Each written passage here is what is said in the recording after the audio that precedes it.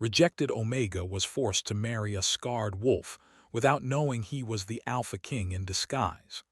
The sun had long disappeared behind the mountains, leaving the kingdom of Eldoria wrapped in a dim, silvery twilight. Mist curled around the towers and streets of the capital, carrying the scent of moss and ancient stones. In the heart of the city, the royal family of House Vale, once proud and strong, now whispered in hushed tones. The corridors echoed with secrets, fear, and shame. Lyra Vale sat alone in her small chamber, her hands trembling as she stared at the letter in her lap. The parchment was sealed with the black wax of the northern tribes. She knew its contents without opening it. The words had been spoken at the council meeting that afternoon, words that would shape the rest of her life. "You are unfit," her father had said. His voice, though calm, carried the weight of finality. "The prophecy marks you as a rejected Omega. Your family cannot carry the shame of failure any longer. You will be given to the northern lands." Lyra's chest tightened. Her heart beat fast, not from fear alone, but from a mixture of disbelief, sorrow, and anger. All her life, she had dreamed of proving her worth, of showing that she could rise above the prophecy that others used to cage her. And yet, here she was, abandoned by the ones who were meant to love her most. The northern lands were wild, untamed, and dangerous. Stories of those who lived there carried whispers of blood, power, and curses. And now, she was to marry someone from that harsh land, a scarred wolf, a man she had never seen, who had gained a reputation for coldness and cruelty. She tried to stand, but her legs felt heavy as lead. Her hands clenched the letter. "I am not nothing," she whispered to herself. "I am not what they say I am." The sound of footsteps outside her door made her freeze. Her mother, pale and silent, appeared, her eyes sad but resigned. "Lyra, it is time," she said softly. "He waits at the border, the ceremony, it must happen tonight." Lyra's lips trembled. I cannot, I will not." Her mother placed a firm hand on her shoulder. "It is not your choice anymore. The kingdom has decided. You are to survive, Lyra, and perhaps even thrive if you are brave enough." Brave enough. The words echoed hollowly in Lyra's mind as she gathered what little she could carry. The journey would be long, through forests where shadows were said to come alive, and over mountains that cut like knives against the sky. And at the end, Kale awaited her. The northern lands were colder than Lyra had imagined. Snow clung to the jagged cliffs and pine forests stretched like endless green oceans. The wind whispered through the branches as if carrying a warning. Do not trust. Do not hope. Kale's territory was a fortress built into the rocks, walls rough and gray, scarred by time and storms. He stood at the entrance, motionless, his presence larger than life. Lyra froze, unsure whether to feel fear or awe. Kale was not what the tales had painted him to be. He was scarred, yes, one side of his face marked by a deep line that ran from temple to jaw, but there was something noble in the way he carried himself. His eyes, dark and piercing, seemed to look straight into her soul. The air around him pulsed with silent authority, as if the very land recognized his claim over it. Lyra's heart hammered. She was supposed to hate him, fear him, resist him. But the way he simply watched her, steady and unyielding, stirred a strange mixture of emotions she could not name. "You are late," Kale said finally, his voice low and steady, like a river moving beneath ice. He did not smile. He did not gesture for her to come closer. Yet his words carried command, and she obeyed, stepping forward into the shadows of the fortress walls. The wedding was simple, almost harsh in its austerity. No flowers, no music, no laughter. Only the two of them standing beneath the gray sky, and the priest who muttered words in an old, forgotten language. Lyra could barely hear them, her mind clouded with dread. "You do not have to love me," Kale said quietly, so quietly that she almost did not catch it. His eyes, dark and solemn, met hers. "But you will respect me, and you will survive." Lyra's throat tightened. Respect, survival, words heavier than chains. When the ceremony ended, They were bound not only by oath, but by the cold, silent agreement of duty. Kale led her to the chambers that would be hers for the foreseeable future. The room was simple but strong, walls lined with ancient tapestries depicting battles, forests, and wolves in flight. Lyra felt the weight of the prophecy pressing down on her chest. She wanted to run, scream, do anything but remain here. Yet something about Kale's presence held her still, even as her heart fluttered with rebellion and fear. "Do not touch me," she said finally, her voice trembling though she tried to make it firm. Kale inclined his head slightly. "I do not intend to," he replied. His tone was calm, almost detached, yet there was an undeniable power in it. "Not yet." The night passed in silence. Lyra lay on the bed, staring at the ceiling, listening to the wind as it howled through the fortress.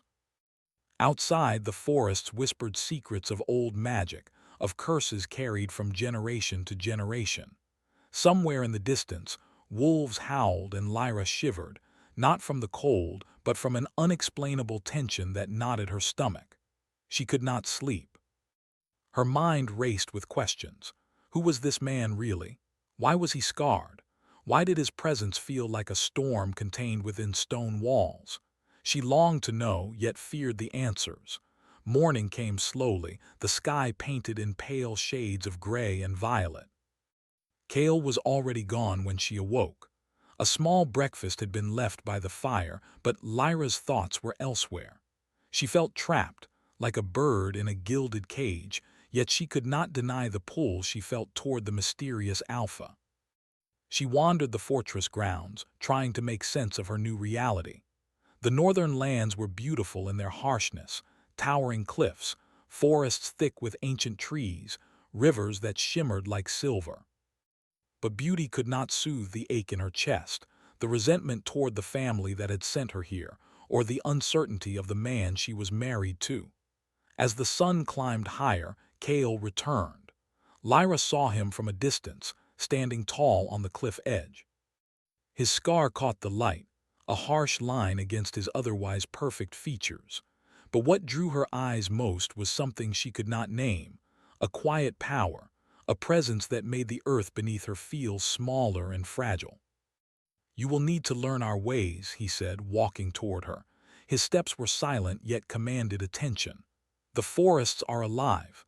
The land remembers those who walk upon it. Respect it and it may protect you. Disregard it and you may not survive." Lyra bristled. "Why should I listen to you? I do not belong here. I never asked for any of this." Kale's eyes softened for the briefest moment, but only the briefest.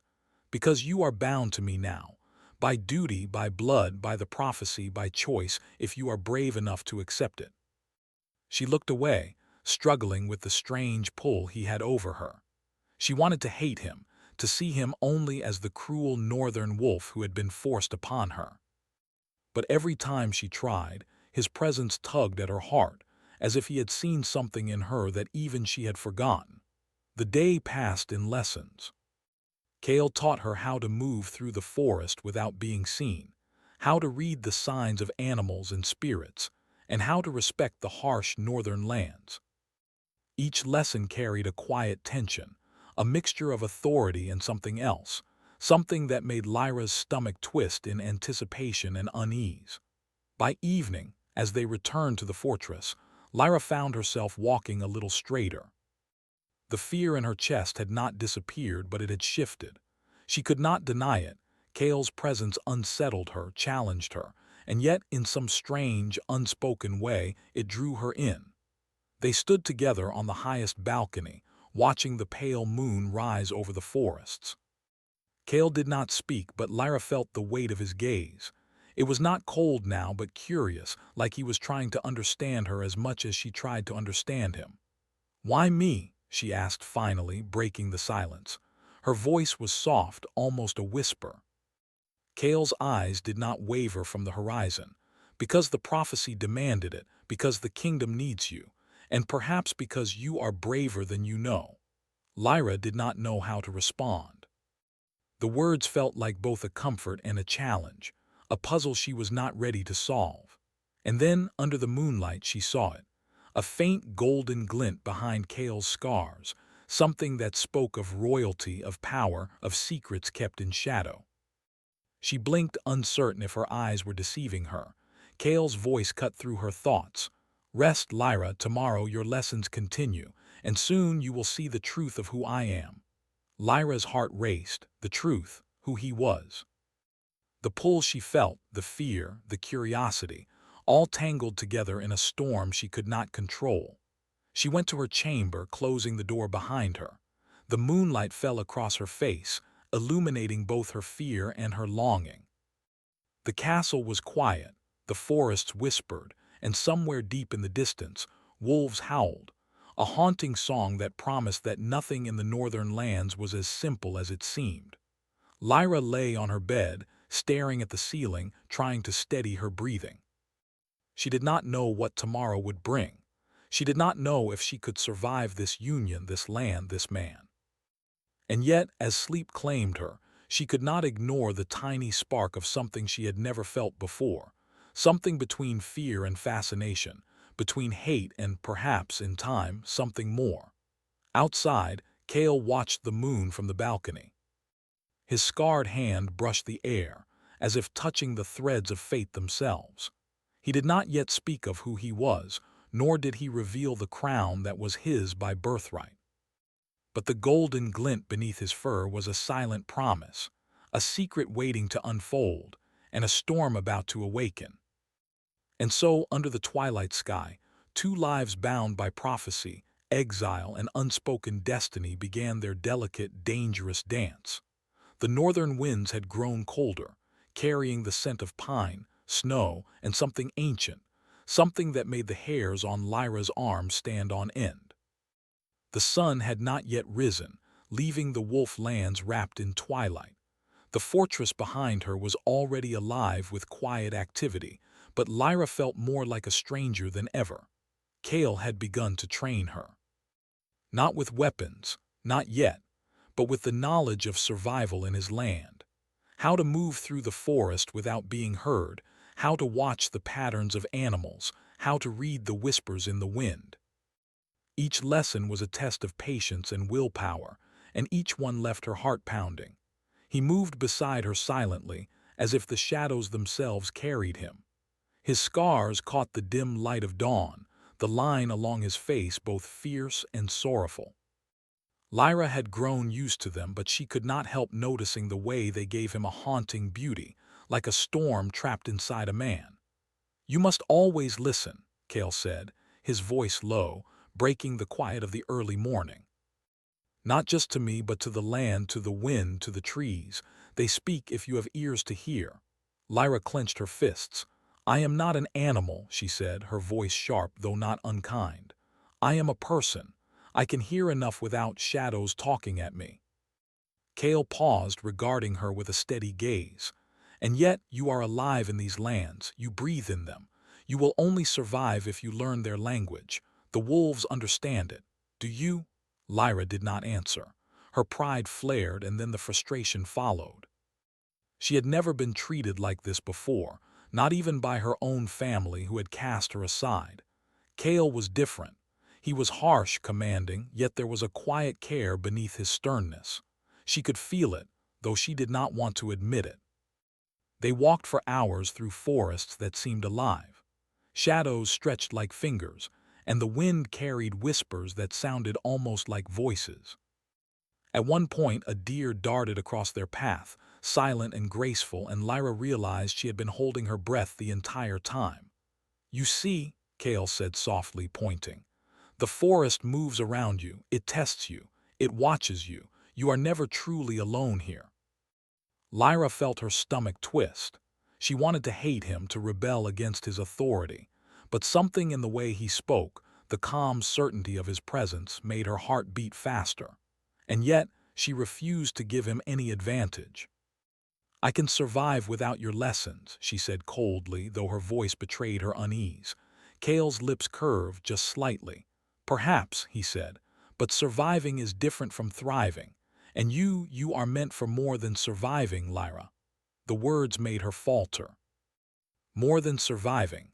She wanted to believe it, to hope it, but her mind was a storm of doubts. She had been called, rejected, all her life. How could she possibly believe she was meant for more? By midday, they reached a clearing where the sun tried to pierce through the dense canopy. Kale stopped and turned to her, his dark eyes holding hers.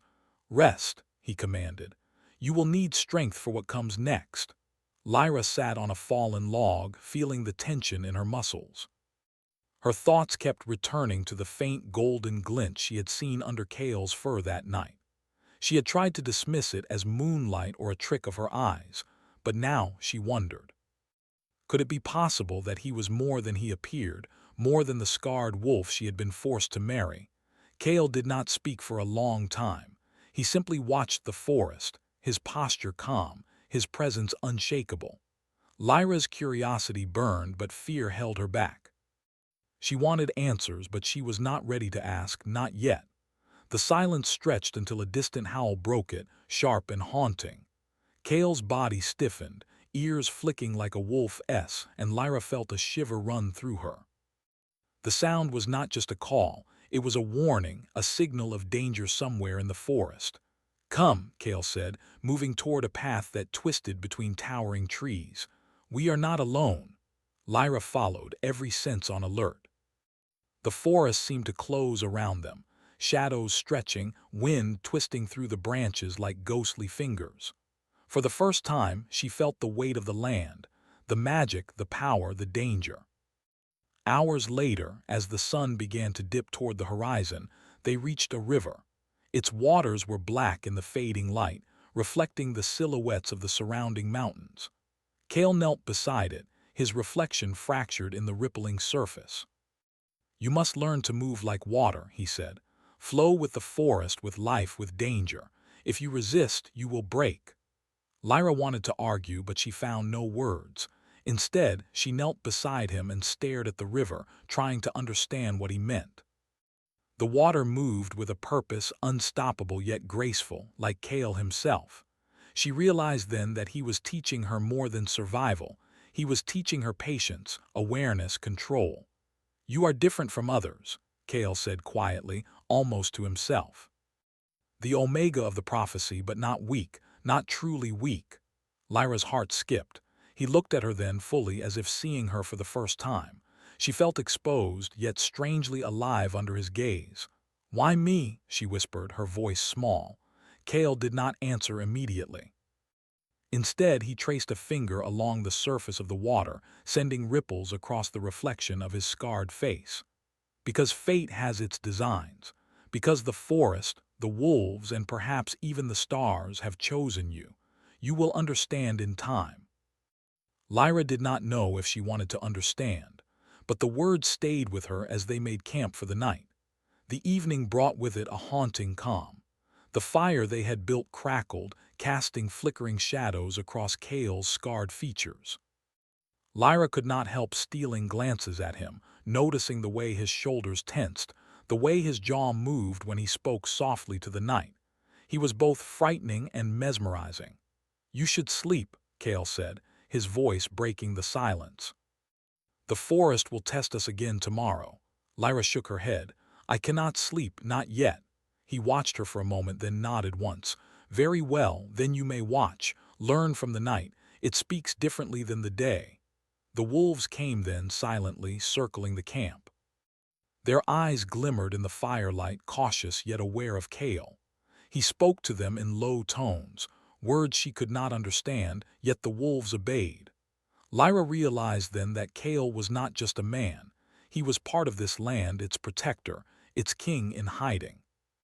She felt awe, fear, and something else, a stirring deep in her chest she did not yet name. The night deepened, and the fire burned low. Lyra could hear the wind carrying whispers that seemed almost like voices.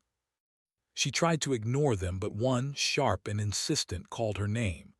"Lyra!" Her breath caught. She looked around, but the forest was dark, the shadows moving with a life of their own. Kale watched her, his eyes dark and unreadable.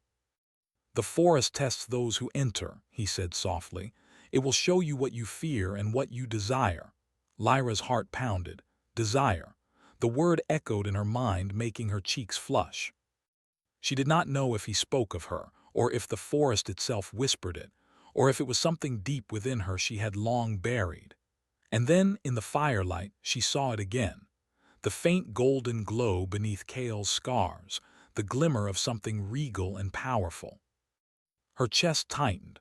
What was he hiding? Who was he really? And why did her heart ache at the thought of it?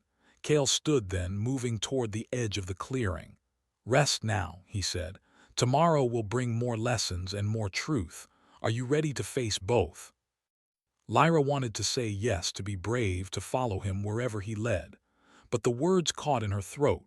Instead, she nodded once, keeping her eyes fixed on the fire. He disappeared into the shadows beyond the clearing, leaving her alone with the crackling flames, the whispers of the forest, and the pounding of her own heart. She did not sleep that night, her mind alive with questions, fears, and a strange, undeniable longing. Somewhere in the distance, a wolf howled and Lyra shivered, not from the cold, but from the sense that the forest, the man, and perhaps even destiny itself, had begun a game she could not yet understand. And as the stars shone cold and bright above, she realized that nothing in this land, nothing in Kale, and nothing in her own heart would remain simple ever again. The northern night was thick with mist, curling around the twisted trunks of ancient trees like ghosts of the past. Lyra's breaths came in shallow bursts as she followed Kale through the forest. The moon, pale and silver, shone between the branches, illuminating the ground with a cold, ghostly light. She had long stopped complaining about the cold, for it was nothing compared to the weight of the secrets that seemed to hang in the air around Kale. He walked ahead, silent as always, moving with a grace that reminded her of the wolves they had seen circling the camp days before. Every step he took seemed deliberate, powerful, yet calm, like a storm held within control. Lyra's heart thudded in her chest as she tried to keep pace, her curiosity gnawing at her. "Why do you always lead?" she asked finally, her voice echoing softly in the mist. "Why can't we walk side by side?" Kale did not turn to answer immediately. He paused by a large rock, crouching slightly as if listening to something only he could hear. Then, without looking at her, he spoke. "Because the path is dangerous, and because I must always see what comes first. Survival and protection demand it." Lyra frowned. Protection. From what? He did not answer. She had asked before and received only vague replies. There was always something he kept hidden, something beneath the surface that both terrified and fascinated her. And yet, despite her frustration, she could not look away. Hours passed as they traveled. The forest seemed endless, stretching with shadows and whispers. Lyra had begun to understand the lessons Kale had tried to teach her, the way the trees bent slightly in the wind, how the snow fell, how the animals moved. The land itself had a rhythm, and Kale had been guiding her to hear it, feel it, move with it. When they reached a small clearing, Kale stopped. Before them was a waterfall cascading into a pool that reflected the moonlight like silver glass. The sight was breathtaking, and Lyra couldn't help but step closer, her earlier fears giving way to awe. "This is where you will learn the truth," Kale said, finally looking at her. His dark eyes held hers with a gravity that made her stomach tighten. "About me and about what you are destined to face." Lyra swallowed hard. "The truth," Kale nodded slowly. "I am the Alpha King," he said, his voice steady, almost heavy with the weight of confession. "I am the one who rules these lands, though I have hidden it. My scars, these marks," he lifted his hand to trace the deep line along his face. "They are proof of battles I could not avoid, of mistakes I have carried for years. I have kept my identity hidden to protect this kingdom, and to protect you." Lyra stepped back, her heart racing. You are the king," she whispered, barely believing the words. Her mind spun with questions, confusion, and fear. "But why hide it? Why marry me like this?" Kale's gaze softened, though only slightly. "Because the kingdom is not ready to see me as I truly am. Because my enemies would use any weakness to destroy it, and because I could not risk losing you. Not until I was certain you could survive what was coming." Lyra's throat tightened. She felt a mixture of awe and anger, betrayal and fascination. She had been forced into this union, yet now she understood its purpose in a way she had not before. Cale had risked everything, hiding who he was, living among shadows to protect the people he ruled, and now perhaps to protect her as well. The revelation did not make her fears disappear. If anything, it made them stronger. To be married to a king, a powerful alpha, meant that danger was never far behind. She had already seen glimpses of it. The shadows that seemed to move with intent, the whispers in the wind, the wolves who watched with uncanny intelligence. And now, knowing Cale's true identity, she realized the full weight of the prophecy that had marked her as a rejected Omega. "You are not just a pawn in this game," Cale said softly, sensing her thoughts. "You are the key. You have a power within you that even you do not understand yet. The land, the wolves, they recognize it. And so do I." Lyra looked at him, her eyes wide. "Power me? I am nothing. I have always been nothing." Cale stepped closer, the mist swirling around him like a cloak. "No," he said firmly. "You are more than nothing, more than anyone has ever given you credit for. You are strong, clever, and brave. The prophecy may have labeled you rejected, but I see what it could never see. I see who you truly are." Her chest heaved with conflicting emotions. Anger, pride, fear, and a strange, unfamiliar warmth that stirred deep within her. She wanted to push him away, to scream that she could survive on her own. Yet every word he spoke, every glance he gave, drew her closer to a truth she had not been ready to face, that she mattered, and that her life was entwined with his in ways beyond comprehension. The night passed with more lessons. Cale showed her how to sense danger before it arrived, how to read the signs left by creatures both natural and supernatural, and how to listen to the land's quiet instructions. Lyra struggled at first, tripping over roots, losing her balance and doubting herself. But Cale was patient, correcting her posture, guiding her hands, and rarely raising his voice. "You are learning," he said finally, after she successfully moved through a dense patch of forest without alerting a nearby wolf. "You are stronger than you believe." Lyra's cheeks flushed, partly with exertion and partly with pride. "I only did what you told me," she replied, trying to sound indifferent. Cale's lips curved slightly. "No, you did what you felt. That is strength. That is instinct. That is courage." The word courage echoed in her mind. She had never been praised for courage before, not truly. She had been told she was weak, unworthy, rejected. And yet, Cale saw something in her that even she could not recognize. Days passed, and with each passing moment, Lyra found herself drawn deeper into Cale's world. She saw glimpses of his kindness beneath the stern exterior, a soft touch to a wounded wolf, a patient word to the land, a silent watch over her while she slept.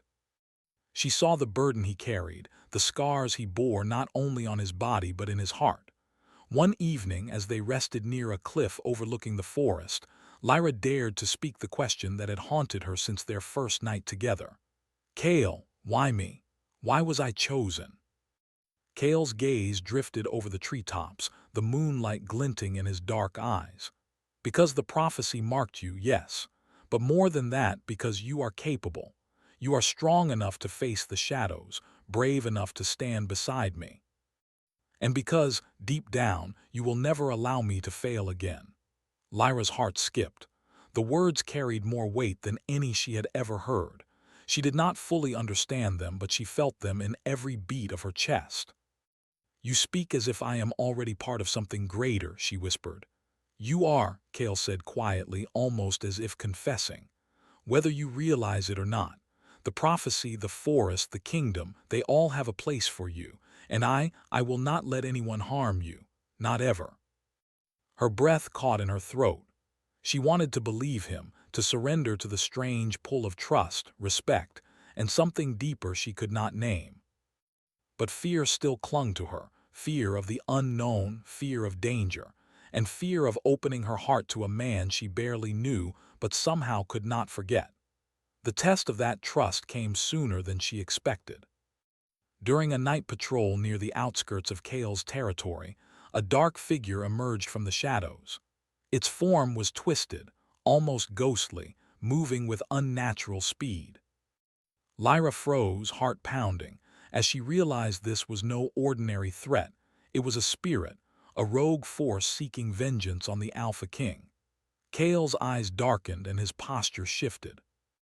The calm, commanding presence she had come to recognize now radiated power, raw, terrifying, and beautiful. With a single word, the wolves surrounding them scattered, their howls echoing across the cliffs. Kale stepped between Lyra and the spirit, his body a shield. "Stay behind me," he commanded, voice steady but charged with energy. Lyra wanted to run, to hide, but she could not tear her eyes away. She watched as Kale moved with grace and strength, confronting the spirit with a force that made the very air vibrate. And then the golden glow she had glimpsed before burst from beneath his scars, illuminating the cliffside in a blinding light. Lyra's heart raced as she realized the truth. Kale was not just powerful, he was magnificent, a force of nature wrapped in the form of a man. And the danger was real, terrifying, and yet somehow electrifying. The spirit recoiled, then vanished into the mist, leaving Kale standing tall, chest heaving, golden light fading into the shadows. He turned to her, dark eyes softening with concern. "Are you hurt?" he asked. Lyra shook her head, trembling. Her legs felt weak and her heart was still racing. I'm fine," she whispered, though she knew she had never felt more alive or more afraid. Kale's hand brushed hers almost by accident, and she flinched, feeling a jolt that made her pulse quicken. "You must learn," he said quietly, "to trust both the land and those who walk it with you, especially those who carry its burden." Lyra did not respond, only staring at him, trying to comprehend everything. The danger, the power, the man she had been forced to marry, and the strange, undeniable pull between them. As the wind swept across the cliff, carrying the scent of pine and earth, Lyra realized something terrifying and exhilarating at the same time. Her life was no longer her own, and neither was her heart. The northern sky was a storm of shadows and silver light.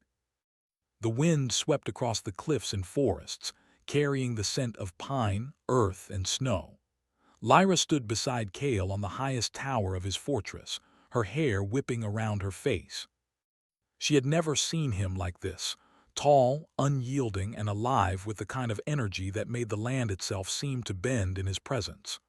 "Something is coming," Kale said quietly, his voice steady but low, carrying a weight that made Lyra's chest tighten. "The rogue forces will not wait. They have sensed the kingdom's weakness, and they have sensed you." Lyra's eyes widened. "Me? Why me?" Kale's dark eyes softened, but only slightly. "Because your heart carries strength, because your spirit will not yield. The prophecy marked you, but your courage, your choices will shape the outcome."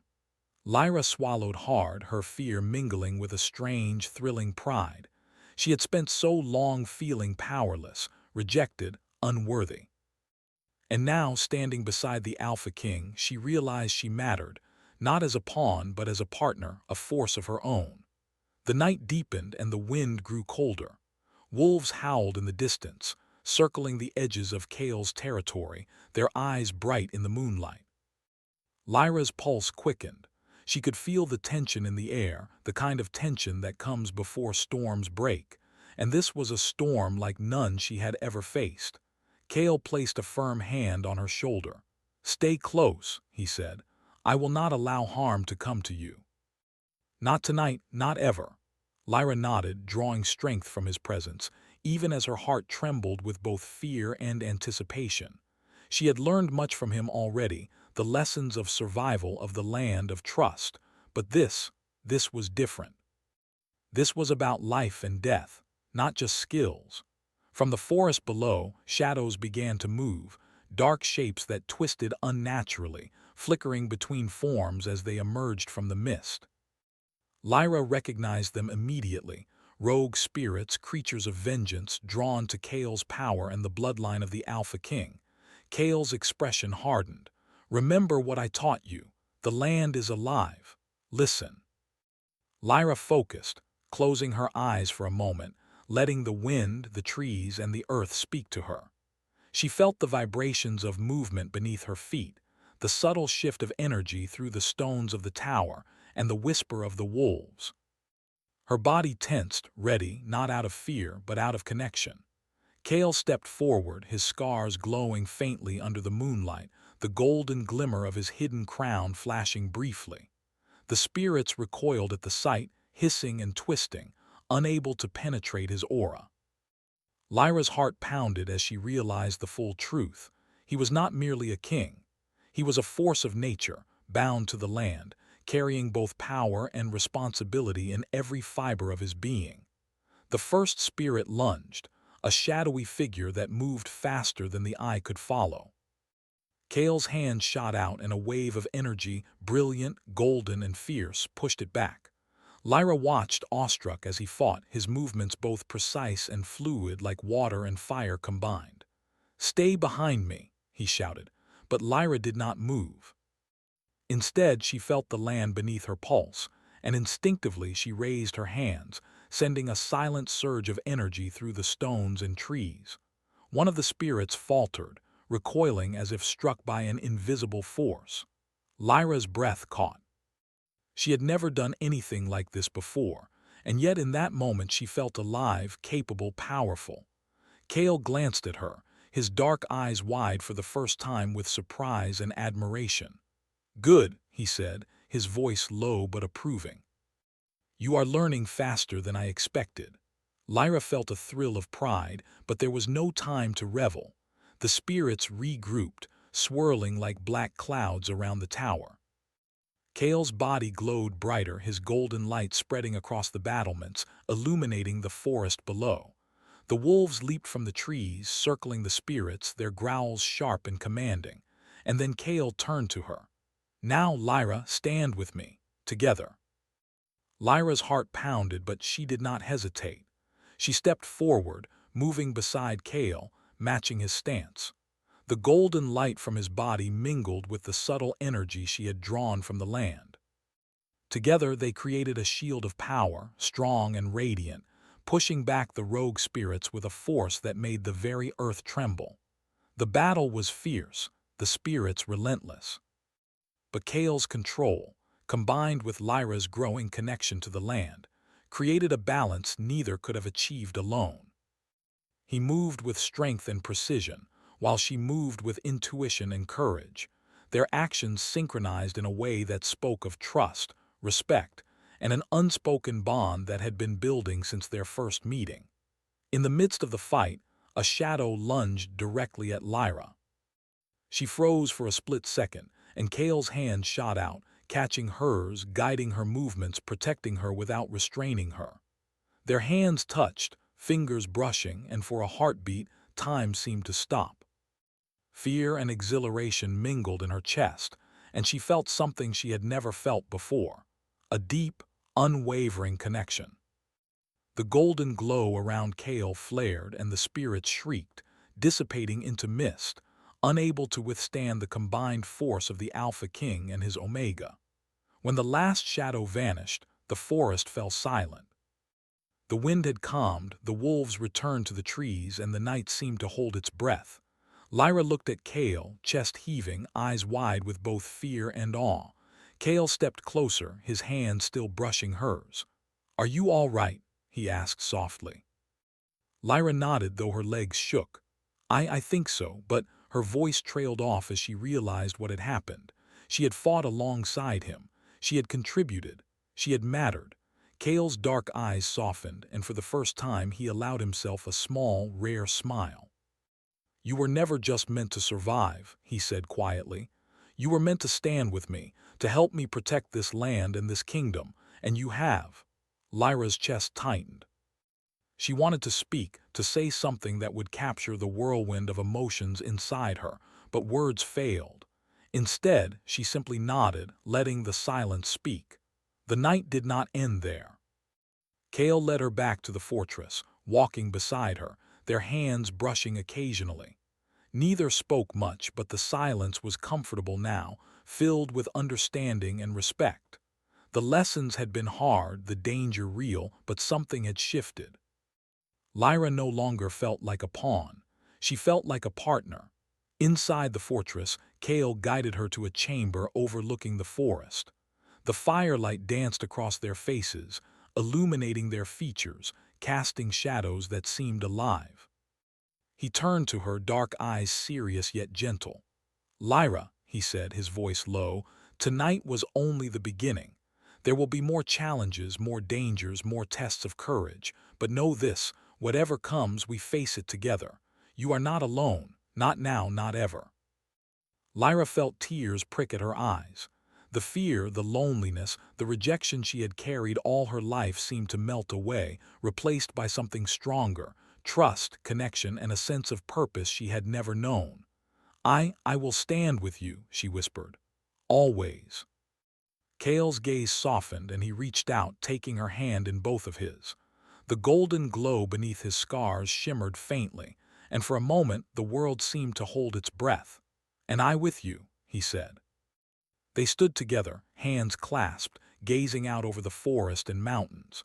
The stars above seemed to shine brighter, as if celebrating the union of courage, trust, and love. Lyra realized then that she was no longer the rejected Omega. She was strong, capable, and needed. And Kale, scarred, powerful, and noble, was not just a king. He was the man she had chosen in heart and spirit to stand beside, no matter what the future held. The wind whispered through the trees, carrying the voices of the forest, the wolves, and the spirits of the land. It was a song of hope, of redemption, and of new beginnings. And under the silver moonlight, Lyra and Kale embraced their destiny, not as master and pawn, but as partners, equals, and protectors of the land they both loved. As dawn broke over the northern lands, painting the sky in shades of gold and rose, Lyra knew that this was only the beginning. The kingdom had been saved from the immediate threat, but the future would demand courage, trust, and sacrifice. And yet, for the first time in her life, she did not feel afraid. She was no longer rejected. She was no longer alone. And together, they would face whatever darkness remained, stronger, braver, and bound by a connection that no shadow, no curse, and no prophecy could ever break.